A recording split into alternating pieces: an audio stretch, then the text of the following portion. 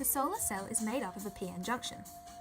Photons from the sun's incident light ray transfer their energy to the electrons in the cell, allowing these electrons to flow into the conduction band. Because of the electric field generated by the p-n junction, these electrons will be directed into an external circuit, hence a current is produced. As more light reaches the cell, the amount of photons and thus resultant electric current increases. A concentrator system takes advantage of reflection to increase the incident sun rays illuminating onto the solar panel, hence allowing for larger power output. However, as the amount of incident light increases, so too does the temperature, which results in a lower voltage output. Therefore, a cooling system is required to lower the temperature and increase the overall efficiency. After testing the IV curves of the individual silicon cells, we chose to solder the 8 cells together in series. Since all 8 cells had similarly characterized IV curves, there was no concern of the lower current of one cell constraining the performance of the panel as a whole. So in order to work out the angle on which our panel should be mounted, we've created this little test to see how it works, and what we're checking is if the sunlight onto this piece of wood casts a smaller shadow where it is now, and then this angle here will be the optimum angle of the panel, and that's the angle in which we will mount the panel. The panel will be mounted across the 2 horizontal slats of wood to allow for airflow behind the panel as well as from underneath. The base of the frame also provides a convenient shelf to rest the boost converter and computer during testing.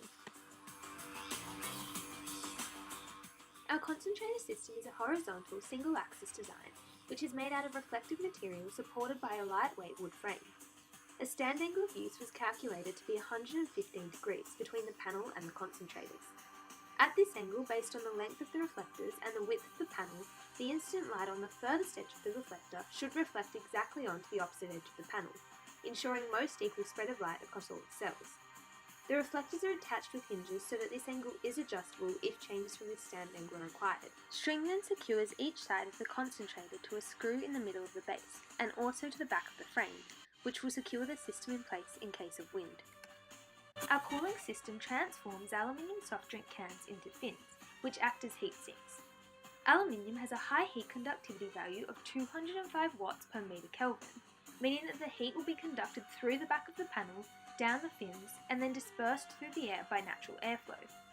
By maximising the surface area of the fins in contact with the air, the efficiency of the heat transfer will be optimised.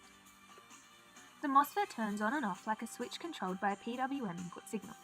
The current flows through the inductor and energy is stored, then released into the circuit and load output when the MOSFET is off. The capacitor controls the ripple voltage, with a larger capacitance increasing stability. Overall, the boost converter allows for the output voltage to be increased to the required 12 volts. Based on online data, we estimate the sun intensity at time and latitude of testing to be 88.8% of the normalised 1000 watts per metre squared. From IV curves we measured, we assume an efficiency of the overall panel to be approximately 19% efficient, with a power output of around 9.3 watts. With the addition of the concentrator system, the boost converter increasing our output voltage, and a LabVIEW program implemented to help monitor performance, we predict that the system will successfully charge the 12-volt battery.